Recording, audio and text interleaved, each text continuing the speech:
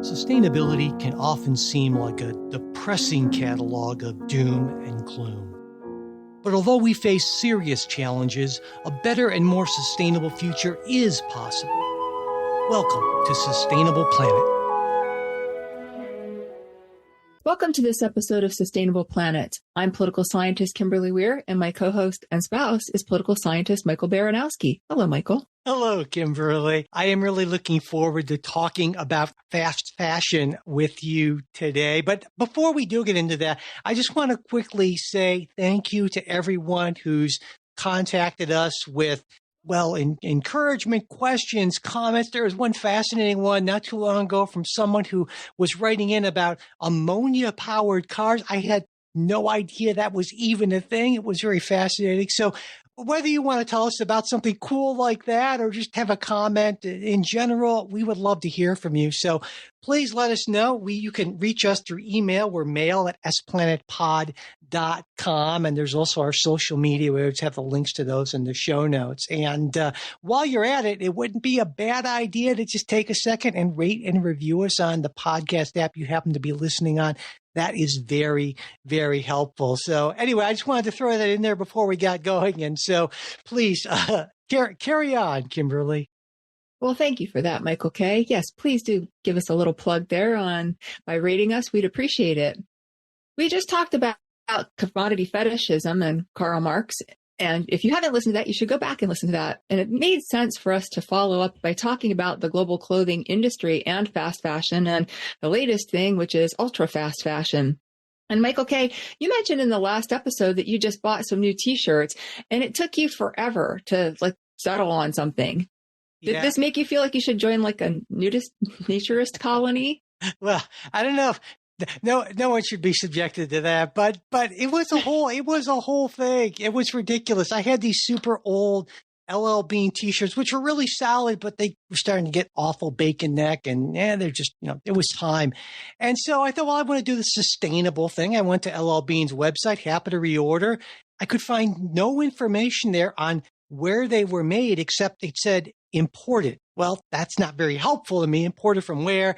I was able to find this page buried on their website with their factory list. They listed, I kid you not, 224 factories in 29 countries, and around half of those were in Asia, unsurprisingly. But again, that was no help. It didn't say anything about my T-shirt. They had this sustainability page, but that was just them just patting themselves on the back about all the 10,000 wonderful sustainability things they're doing, but it still didn't answer my question. Where is my T-shirt made? I don't know. The last ones were made in Vietnam. Are these made there? I did not have a clue. And so it was a very frustrating experience for me, I got to say. And most people don't go that far to consider where their clothes come from. And if they do, maybe they go to the page like you do and say, oh, yeah, well, they say they're doing this sustainably, so I could feel good about buying this. And part of this is, as we'll get into a bit later here, looking at the statistics and the reasons why this is problematic. But first, I think it's worth sort of talking again a little bit about the reasons why we end up buying so much stuff, because most people aren't saying, well, it's because I've got 20-year-old LL Bean T-shirts that I need to replace them. And instead it's like, oh, so what do you think? Most people are, what is the reason why? It's weird because when we were preparing for this, when I was at least, I was doing the laundry because I'm the laundry person in our house. And thankfully, yes, thank you. I'm a much better folder than Kimberly. One of my few skills. I'm a great folder. But anyway. Oh, very much so. But I counted. I was curious. And I have I don't know how this happened, over 40 T-shirts of various types. And they just kind of blew my mind. And I looked in my sock drawer. It's like, that's a lot of socks. And I am not a clothes person. I'm not a fast fashion sort of guy, but my gosh, I have so many things. I have literally hundreds of clothing items, and I have no idea how this happened. And so it kind of blew my mind, actually. I think for me, it's that as an older person too, right? That we've just sort of accumulated clothes over time and maybe less likely to, wanting to part with some of them. And part of it too, I think, is that depending on where you live in the world, that makes a difference too. And I think that this feeds into the reasons why we end up buying so many clothes is that there are seasons that we have to accommodate for. But you know what? I don't want to wear the same thing every single day. I get really tired of wearing this. When I travel, I've got one suitcase, small suitcase that I take, and I wear the same things every week pretty much. And I am so sick of those clothes by the time I come home that they are literally just in a closet, a separate closet as my travel clothes, because I can't bear to wear them again. And so I think that that's part of what's going on, is that just obviously for practical reasons, we have a variety of clothes. But I think it's pretty obvious, if you take a minute to think about it, that clearly social media has a huge impact. And I know this from discussions with my students. Having taught, one of the things that would regularly come up in these sorts of conversations is they couldn't be seen in the same outfit twice on social media. So if they knew that they were going to have an outfit, they're like, nope, can't wear this again, right? And obviously, I think this is connected to the rise of fast fashion. And Michael said that we were going to talk about this at the outset. I think that it's more accurate to say that we're talking about the global clothing industry, and that this is fast fashion is just one sort of stage in what's been going on in the development of the global clothing industry. For some people who may not know, this is really the product of the supply chain dynamics of the evolution of the capitalist system. So capitalism happens, right? And so companies need to make more money. They need to find ways to cut expenses. And the way they do this is they realize, in fact, it was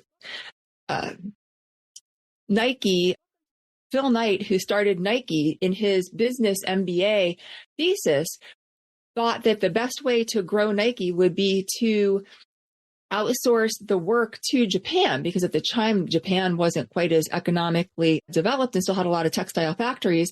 And it would be cheaper to do that and have the Nike sneakers made there and have them sent back to the other markets in the United States and Europe. And that was really effective. And so this global supply chain of outsourcing labor to cheaper countries is where we see the rise of the global the global clothing industry chain, as we see with other industries as well. With fast fashion, this is something that actually is attributed, the term itself is attributed into popular use by the New York Times in 1990, when Zara, a Spanish clothing company, adopted its strategy to get clothes from the design table to the stores in just 15 days.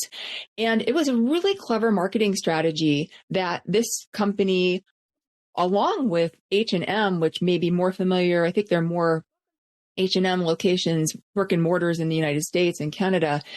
H&M is actually the oldest, and they also started adopting this strategy, as well as a bit later, Uniqlo in Japan. So you have these three big international companies who catch on to this idea of fast fashion, of how quickly they can actually sort of mimic what's going on in the design world and the haute couture design world, and then replicate that for everyday fashion.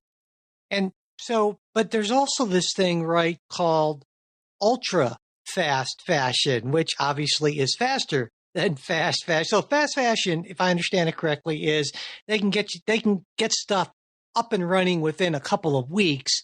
Ultra fast fashion is obviously going to be a lot faster than that. And it is astounding how much faster this is. I started digging into this. I spent days digging into this because, well, I'm a researcher and academic at heart here, right? And so when I looked at the data and did the comparisons, so just to give you an idea, the Gap, right, which isn't exactly high on the list of great companies in terms of being ethically sourced, having ethically sourced clothing and so forth, look fantastic by comparison to some of these fast fashion and ultra fast fashion companies.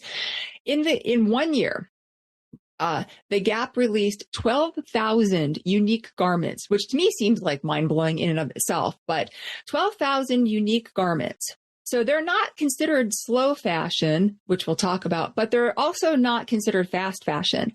H&M and Zara and Uniqlo, who are considered fast fashion because of their quick turnaround time, they launch about 20 to 25,000 unique garments a year.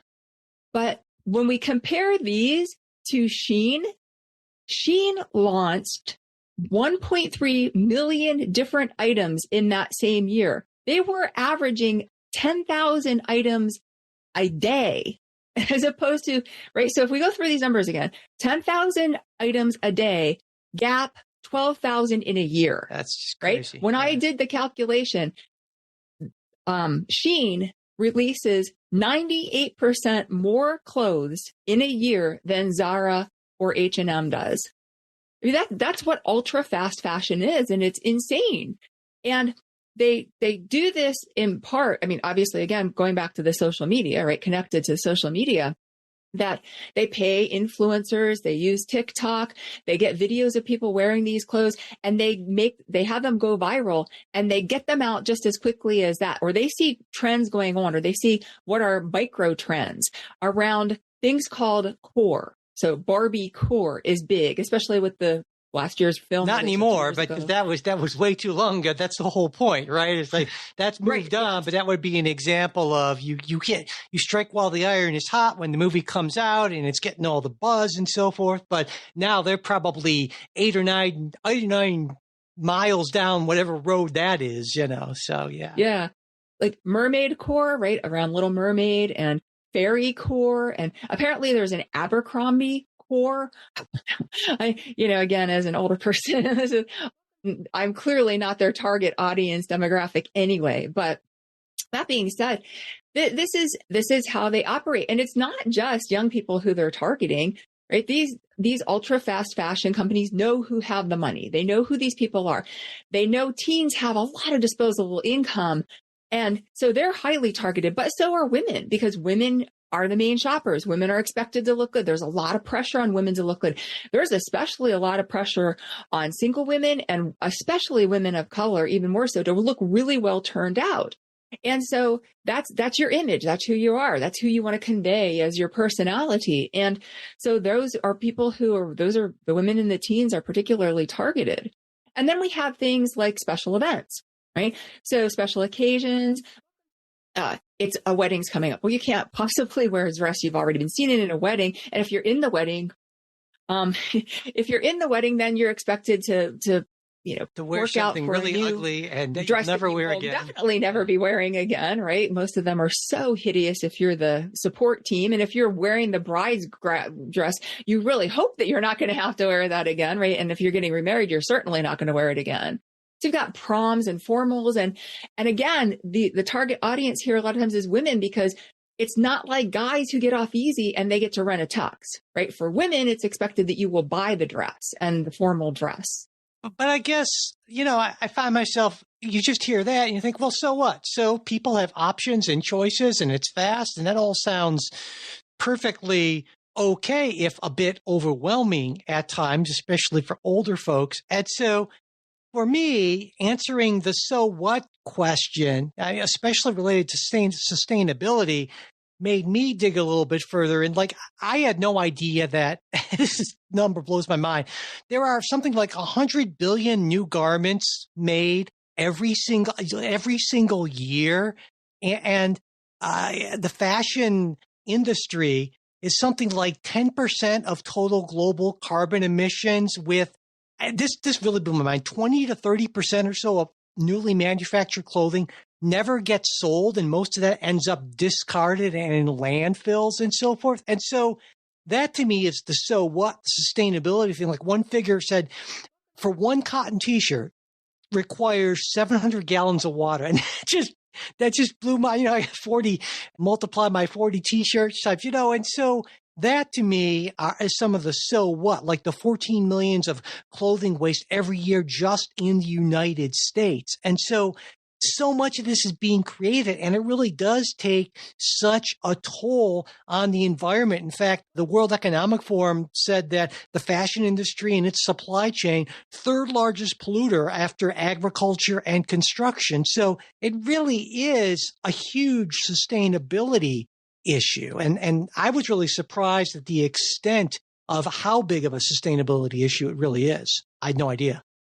Yeah, but going back to your example, when you have X number of t-shirts, and then every special event that my students, again, would always say, oh, I went to this event, or I participated in this charity event and I got a t-shirt, right? So these things we're just feeding on this. And so when we look at the fact that one cotton shirt, it takes 2,700 liters, that's the equivalent of what it takes one person drinks in 2.5 years. So one cotton t-shirt is the equivalent of fresh water to water a person for 2.5 years. And we don't think about these things when we go to buy something because we haven't had to think about these things, right? Well, yeah. And I think when we look at the prices of these things, it really is amazing how, even though these prices go up, how clothing, especially at the low end, is really not that expensive at all. Like, you can get a 6-pack of Hanes cotton t-shirts for around $22 at Amazon. So like $3.66 per t-shirt. That's incredibly inexpensive. And I looked back, I did some historical looking. In 2010, a pair of Levi's 501 jeans cost around $60. Today on Amazon, they were $69. That's less than a 1% price increase per year, which is like well under half the rate of overall inflation. And of course, the way that happens is through, in large part, having this stuff done in developing economies where the labor costs and all those other costs are so low. So we don't actually feel that, but especially in, big inflationary times that we've been experiencing, the idea that you can still buy 6 t-shirts for $22, wow, that's a bargain, but we don't see the other end of that bargain. And that's a lot of what we talked about with the last episode on commodity fetishism, is that we look at the cost of something. We don't look at the actual real value. We look at the price of something. And the labor exploitation is a big part of this. And the thing is that 1 in 6 people globally work in the fashion, in the clothing industry. 80% of them are women. And this doesn't just mean talking about factories and factory sweatshop labor and so forth. This also includes people who are working in shops where these things are sold, or women who are working now in warehouses where these things are packaged and sent. And so it is very exploitative. And when you think about in the United States, the wages that people are paid at places like Walmart or places like shops in the mall, and these are people who are getting minimum wage at best, maybe a bit more if they've been there long enough, maybe a bit more if you're the manager of the store. But that is also very exploitative as well. And that's a side of it I don't think we often think about. We think about, those poor factory workers, but not so much, the people who are, barely scraping by, living paycheck to paycheck in the United States, working in these industries. And on the sustainability front, what I think a lot of people don't realize is the environmental cost, because a lot of these places, even if there are environmental standards, they tend to be, let's say, not all that stringently enforced in many countries. And so you have places where there are literally like rivers and waterways that have been killed because of all the indigo dye and other things that have been just dumped into there because they don't have the sort of environmental protections. And that's part of the reason why those jeans can be still so inexpensive, because you don't have to worry about the cost of environmental compliance or paying your workers or giving them benefits, in any kind of way that you would in the United States. And it can be it's some pretty significant stuff. Like, for instance, distressed jeans are a big thing. They've been a big thing for a while, right? And a lot of people don't realize that there are individual human beings who have to do the distressing of that with an abrasive in their hand over every pair of jeans. And you're in these factories, it's 100, 110 degrees, and there's this denim fabric flying all around, right? These little particles. And this is some awful stuff that happens. And just so we can have our pre-worn in jeans, it's really kind of a real bummer to think about it, but there you go. And that's what we've talked about with cost externalities, that these are costs that aren't the cost to the human lungs, the cost to the environment and the pollution. Those aren't prices that are included into the actual price that we pay for that garment. And when Michael was talking about paying $3 something for a t-shirt, T-shirts just should not be that inexpensive when we consider all of the resources that go into making them, starting with growing the cotton, or if it's a synthetic, starting with petroleum, right? And that also gets along to another sustainability issue, which is the recycling of these fabrics, because if they are mixed fat fibers, which is now increasingly more, there's a lot of like stretchy and a lot of stuff, right? So then that means there's some plasticky sort of stuff in there that then makes it harder to recycle, even with recycling is available. And that's something we don't see a lot of or hear a lot about, recycling fabric, but except for maybe denim, right? And that's the one I've more or less seen. But most places have a difficult time doing that because they'd actually have to separate out those fibers, and it's just not worth their while to do that. So we end up with landfill waste. 80% of textiles per year end up in landfills. That's 21 billion tons. I did the math. That's the equivalent of 262,500 elephants going into a landfill. And it's hard to separate out clothing specifically because a lot of times it just comes into textiles in general. When you start talking about textiles in general, that include shoes and accessories and linens and towels and stuff like that, the number is even more astonishingly high. It's like billions of elephants, 15 to 20 billion elephants going into a landfill every year. A lot of elephants, and big fan of elephants, but I don't want to see the equivalent of them going into landfills. So when we talk about also what part of the problem is that we've got the microplastics in clothing. That's another big issue. We will do a whole episode on microplastics in the water supply, but we have a lot more garments that contain plastic biddies. And so that ends up in the water supply. We don't think about that, right? Waterproof gear. Oh, that's under getting a lot of heat. There's a ban set to take place in California in 2025 to ban waterproof gears that contain PFAs. And this is a whole nother quagmire you can go down into and research, which I spent a bit of time doing, because there's a lot of pressure on corporations to ban these chemicals. And so REI and Dick's and Patagonia and some other companies have decided they're just going to stop using this. But there's the reason why they've been so popular is because they're so effective. So now are those companies going to be able to compete? They've got to find something else to make their clothes as waterproof as what the PFAs were cheaply, to the extent that waterproof clothing is cheaply able to do. And it's way cheaper than it should be anyway, but it goes back to Michael's previous point. And so we've got that. And all of this is part of this race to the bottom. We're kind of wrapping up everything we've talked about here, that the ways to cut costs and the land usage. And again, when it comes to cultivating, when it comes to the word I'm looking for, harvesting these resources, right? Basically, that we don't think about a lot of times until COVID, when it was sort of in our faces, all of the labor exploitation that goes on, not just at the factories, but also in the cotton industry and the other industries where these resources come from. And so what can we do about this? What should we do about this? It's really difficult for government well, it's been difficult for, at least in the U.S.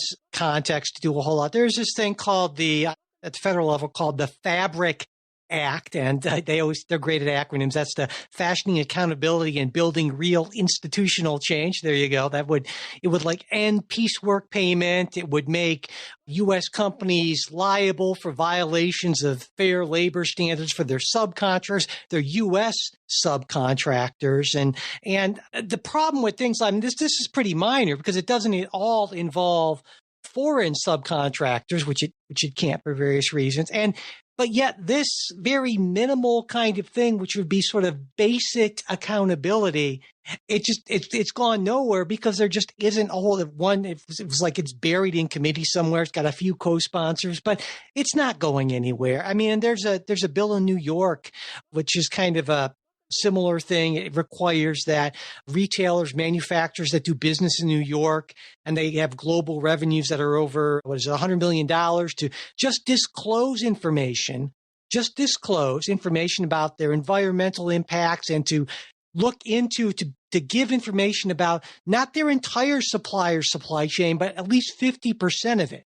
And even that is not necessarily going to pass in what is, typically a pretty solidly blue left of center kind of state, at least just state legislative level. And so it's really difficult even just to get more transparency into this, in part because, well, something like tracking supply chains, you would think, how difficult can that be?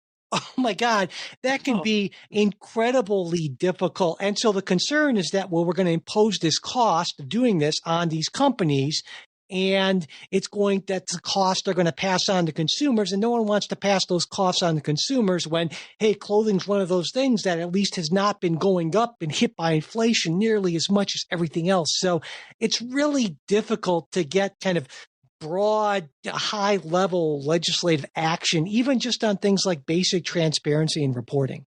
I know some of the concern about this, too, is that because clothing is a basic necessity, it ends up being one of those regressive tax type things. Like if you impose taxes or you put legislation in place, it ends up hurting the poorest people, right? In a lot of cases.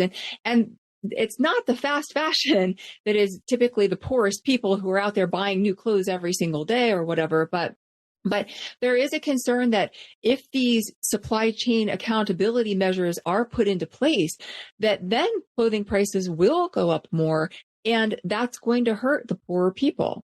And so California passed a bill in 2021 that requires hourly wages instead of by the piece, which was the norm, for garment workers, who are some of those poorer people, right? So you're actually working in this garment industry and you can't even afford like decent clothes, and you have to shell out and just buy clothes. That the thing with ultra fast fashion or fast fashion is that these clothes are cheap. Yes, they're very cheap, and they're also cheaply made. So they don't last as long. On average, a fast fashion garment will last maybe 7 or 8 washes. Ultra fast fashion isn't even meant to last that long because the trends are so fast, and they're trying to get people to buy stuff so much more quickly with these micro trends and so forth. The turnaround time, it doesn't even have to be well made because it's not actually meant to last. It's practically a disposable item.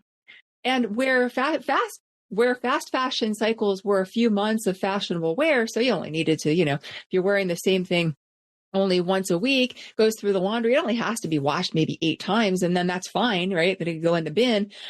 But ultra fast fashion, it's practically like one wash. There has been lots of evidence that after one wash, it just like practically falls apart in the laundry. Yeah. Well, I want to say the problem with legislation or any kind of solution, if you will, that is done in one country is, like, for instance, with the California thing, it's great that those garment workers are getting better pay or don't have to do piecework. But the problem is then that raises the price compared to the stuff that's being done in the factory in Vietnam or Bangladesh or someplace like that, where they don't have those same rules. And some people might think, well, what about, aren't there international rules of that? And yeah, there are, but the WTO, which is kind of the big organization that tends to handle this international trade stuff, you can't, under WTO rules, you can't impose a tariff on foreign goods just to basically equalize the differences in wages between countries or environmental conditions. That's almost always not going to be okay.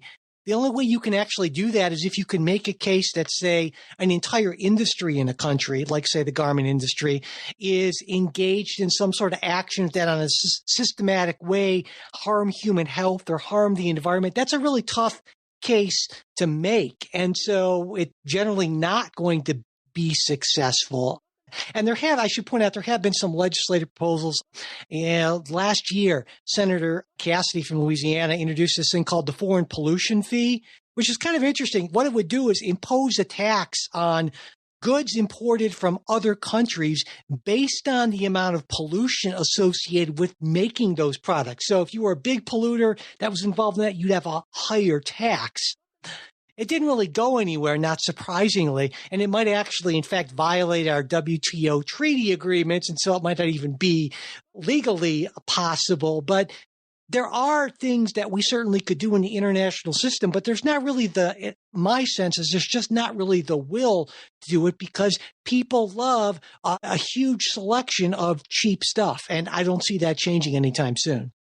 Well, I think as far as the WTO goes, that's just not even under, as you mentioned, it's not even under the umbrella of what it is the WTO is meant to do. And in fact, that's why when the WTO was founded started in 1995, there were huge protests in Seattle when it had its first meetings because people were really upset that the activists were there and they were protesting saying, yeah, like WTO, you should be taking, considering the environment, you should be considering labor and human rights issues and so forth. And the WTO just says, no, that's not what we're here to do. We're here just to regulate trade. And anything that falls under trying to protect the sea turtles or protect the Amazon rainforest or something, that's not a trade issue. That's a different issue. And if people care enough about that, then they'll take it up with those particular either international organizations, like when it comes to labor, the International Labor Organization. So there was a big push to have countries have a minimum set wage, right? A minimum wage, so that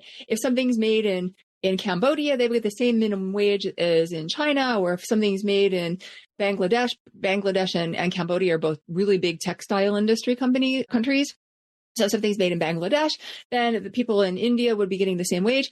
But the thing is that those same countries resist a universal minimum wage because that's their comparative advantage. They have cheap labor to offer. So for them, those countries want those corporations coming in because working in a factory for them is better than working in the fields. And that's evidence to them from a neoliberal economic perspective. The evidence to them is the fact that there's an endless supply of labor. And until that endless supply runs out, like in China, where they've become more developed, so fewer people are interested in working in factories. So they either have to come from poorer places in China, or they end up those subcontractors end up moving to Cambodia or setting up in Bangladesh, one of those poorer neighboring countries that are part of that sort of big, giant nexus of Chinese outsourcing that now they've got going on, that those countries want to have that advantage. So they don't want these laws in place. When it comes to environment, well, if they've got an environment problem, take it up with the UNEP because it's up to the United Nations. If they want to do something and coordinate international law about environmental practices, then that's on them. It's not a WTO issue. And so that's why especially it's really difficult because it's the economic returns that are always the main concern of policymakers, in my opinion. Well, that's certainly a big concern. And so I guess the takeaway from there is do not expect government or international organizations to jump in when there's just not a whole lot of interest in doing that sort of thing, whether it's on the individual country or the international level. But that doesn't mean that there aren't things that individuals can do to, I think, promote better quality, more fairly made, more sustainable goods. Because there actually, there are a number of things that have been developed, especially in recent years. I think things that people can do to buy garments, to buy clothing more sustainably, right?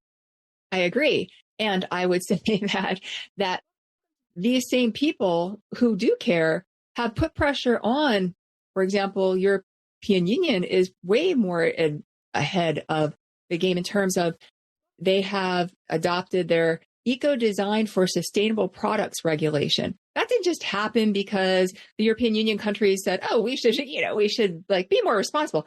No, that was activist pressure who did that.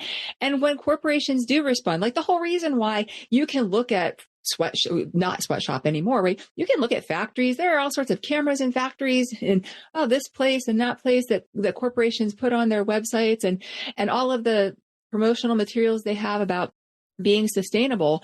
Those are things that happened because of people putting pressure on them and having to have some accountability. And the thing is because international law is so difficult to get everybody on board on the same page and push, not just so it's easy to pass these, well, not easy. It's a lot easier to actually pass these policies, but it's a lot harder to actually have them put into place and implemented and carry through and have some sort of repercussions for violating those policies.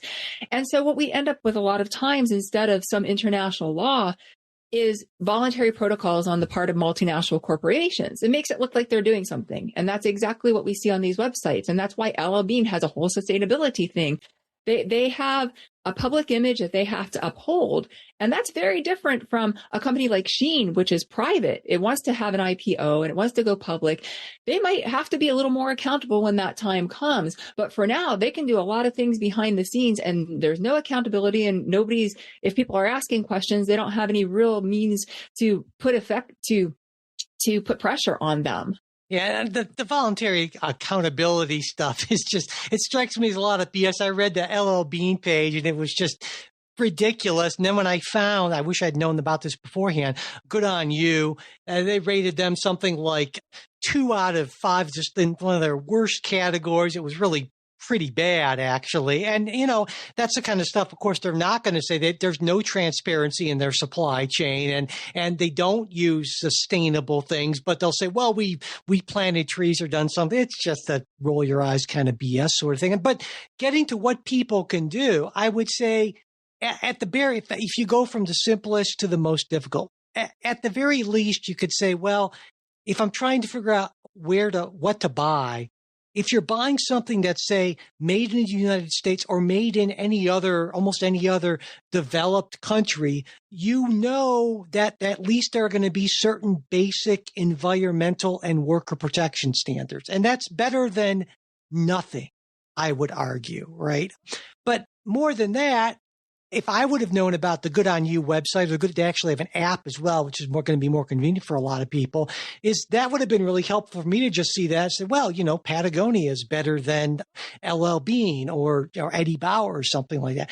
That's another thing you can do. I would argue something kind of more far-reaching is to think about what's often called cost per wear. And this is this idea that, well, even if there's this T-shirt that costs you $4, what's it going to cost you? How long is it going to last? If it only lasts you 6 months, well, that's going to be a much higher cost per wear than, say, a quality T-shirt that maybe costs $25, but you wear for 5 years. And there are a bunch of cost per wear calculators online. There are groups that talk about this. There's a subreddit called Buy It for Life, and they talk about all these things you can buy, obviously, ideally for life. And so, yeah, it takes a little bit of extra time, but it actually might end up being not just better for sustainability, but better for you economically because you have something that might last a lot longer. So I think those are some of the things when I think about what regular people can do that come to mind for me. Well, I know that talking with my students, apparently thrifting became a verb in the last several years. And for them, this has caused a lot of problems actually for poorer people, because poorer people relied on thrift shops to get clothes. Or if somebody had a house fire or something, that they would have a place where they could go and they could kind of restock at a really inexpensively. But now that has become, that in of itself is, a lot of my students would say, oh, I don't go shopping anymore. I go thrifting. And so that has also been a problem, because what ends up happening is the people who buy the fast fashions and don't want them anymore, and especially the ultra fast fashions, they end up thrifting them. So they donate them. So now there's been this glut of donations in thrift shops who have these crappy clothes that they can't sell. So they end up in big, giant, I've seen the bales, pictures of bales in these warehouses for like the Salvation Army or the Goodwill or whatever, where they just have these bales that are literally just going to landfills because these are clothes that people had donated. Another side of that thrifting problem that we don't consider is giving clothes to charities that then send them overseas. That ends up displacing a lot of workers in local fabric shops, of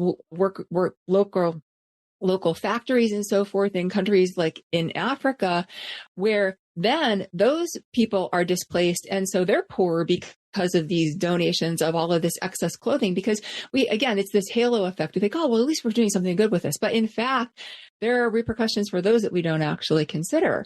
And so along with the cost per wear, a lot of my students, again, would argue, well, we're poor college students. What are we supposed to do there? And so, but if you think about it and use the calculator and think about it, is it really worth getting 4 new shirts for whatever, $12 or whatever? Some of the, oh gosh, Forever 21 is one of those companies that in the United States became very fast fashion, and the sales that they would have and the number of garments that you could buy for such an inexpensive amount. But that's just it, is that a lot of people don't stop to think that you just bought 12 garments for $100. But if you had bought one garment for that same $100 that you say that you don't have the money to do, right? If you would use that for one garment, you would have something that lasts a really long time. And therein has grown from that. In the same way that we have the slow food movement, there is a slow fashion movement that's going on. And this is to buy clothes that last, clothes that are easy to match, clothes that don't go out of fashion very quickly, right? So you won't necessarily have that bright pink Barbie core outfit. But if you absolutely need to buy that, then buy it and then put it away for Halloween later or something. I don't know. But the investment should be, with this slow fashion movement, it encourages people to buy from ethical companies. And again, like Michael was saying, you have to do a bit of research, but they're out there. Most of them are probably ones you haven't even heard of unless you've done some research to find them. And the other side of that too is that with the slow fashion movement is to start repairing things, right? We're back to that reuse, repurpose, recycle, repair, with recycle being sort of the last right next to throwing it in the trash, right? And so pick up a needle and thread and get to work.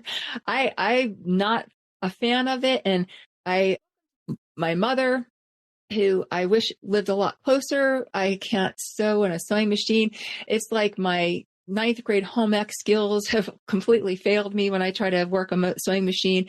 But there are professional alterers out there, right? So when I was desperate to have some clothes repaired, you go to the professional alterer, and you can also make some good clothes that will last you even longer. So that goes along with that clothes for a lifetime investment. And one thing I'll say on this is, if you go to a place like Good For You or something like that, once you can identify some manufacturers, some companies that are generally pretty good, well, you do a little work up front, then you can say, well, okay, I'll try to buy from them whenever possible. And it's really easy to feel overwhelmed with this, like I did with my t-shirts. But again, as we said time and time again, that you try to do what little you can, and those are effects that grow. If a whole bunch of people make a slightly more conscious decision, well, that really adds up. So don't feel like you're some sort of environmental criminal because you have a Hanes t-shirt or something like that. That's certainly the last thing I would want anyone to feel like. I think that goes along with what we talked about in a different Big Mac index, where it's like Meatless Monday, right? If you can just implement some of these slow fashioned ideals into your daily life, then the next time you buy a piece of clothing, maybe consider buying something that's a little better, and it's not just the latest trendy thing that's actually going to be out of style in a few months anyway. Instead, think about, well, when I buy clothes this time, I'm going to buy some good ethically sourced ones. And then maybe next time I'll opt, because I'm desperate and I need some t-shirts and I'm so tired of looking. Not only that, but they just cost so much more. So do I really want to spend, as we've talked about before, do I want to spend so much more for the same number of t-shirts? We need to have that middle ground. And by people making these sorts of choices, more people buying from ethically sourced companies will definitely drive down the price of those clothes because they can supply more people. And that's really important, because right now we're at a place where you have all sorts of super cheap clothing options. And at the other end, I was listening to a podcast on sustainable fashion, and the woman said, oh, you should try Stella McCartney stuff because they're really good in sustainability. And it's like, I looked at it like a t-shirt that's $500. Well, that's not super helpful. And I'm sure it's ethically handmade with the wings of angels. And I don't know what's going on there, but that's not real. I mean, that's not realistic for normal people. And so the only way we're going to fill in that largely empty middle space between the $3 t-shirt and the $500 t-shirt is if more people actually make an effort and indicate they're willing to spend, say, $20 or $30 for a t-shirt that really lasts. We have to create the market. And if we don't do that, well, we can't expect retailers to respond to a demand that they don't see. So you're actually doing something useful in making that order when you order a slightly higher quality t-shirt. And Michael and I witnessed one of the most insane things that we've probably ever seen in our lives, which was we happened to be at the mall, which is a rare occasion. And we walked in and we had parked at the far end, apparently to where we were going, because we had a few places we were going to hit along the way. And there were so many people. And yeah, it was almost back to school. So that was part of it. But it was just way, way too much going on. And so it turned out we went, actually, one of the shops we were going into was called Madewell. And they are an ethically sourced clothing company. And the prices, I don't think that they're that outrageous for what they are. And they actually have a brick and mortar store too, which is in some cases unusual for these companies, because in order to cut costs, they actually have to operate online, right? That saves them a lot of overhead, but they have brick and mortar store. And so we went into the store. And so I said to the shop clerk, why are there so many people here? And she told me they're having a Shein pop-up next door. And I thought, my gosh, this is like the irony of all ironies, right? Here we are. And there must have been 1,000 mostly young women lined up to get into this pop-up store next to a fairly empty Madewell store with these ethically sourced clothes. It was just like the juxtaposition of these two, so like literally next to each other, just blew my mind. And I actually took video footage of this because I'd never seen anything like this before. I know, Michael, at the time you were also like, yeah, it was nuts. Just totally blew my mind. It reminded me why I like to do my clothes shopping online whenever possible. Ugh. But anyway. And we happened to be, when we were in Italy too, there was a release of what was it, like Nike or something, some new shoe coming out. And we were in downtown Rome and there were just people like lined up everywhere. And it was like, why anyone would even want to go into the shop just to get in. And I don't even know, was it actually a release? Maybe it was just because people wanted to get into that like flagship of Rome store. But the point is that it's so easy to get swept away by these things, right? Oh, you and your friends are out and they're having a Shein pop-up. Oh, we should go to the Shein pop-up. Or, oh, we're in Rome. We should go to the Nike store, like, oh, they must have really great stuff there. And it's easy to get swept away with that. So maybe every once in a while we want to try to rein it in and consider and think about what the impact of our sort of frenzy is having on the planet. Because in order to achieve sustainability, we really actually have to be a little more conscientious about our choices. If you enjoyed this episode of Sustainable Planet, or even if you didn't, let us know. As Michael mentioned at the onset, you can reach us by email at mail@splanetpod.com. We're now on YouTube for people who love YouTube. No video, though, because you'd be really bored by us staring at each other on our little screen here, our little Zoom screen. We're on Facebook, Instagram, X, LinkedIn, and you'll find these links in our show notes or as well as on our website at splanetpod.com, along with additional resources from today's episode that some people have said they found really useful. That's the academic in me giving you all those resources. Go out and read. I've even thrown some videos in for people who like to watch stuff or, podcast type things. So we'd really appreciate it if you'd rate and review Sustainable Planet on your podcast app. It only takes a minute and it'll really help us out. Thanks for listening. And this might sound hokey, but I'm going with it. Have a sustainable day.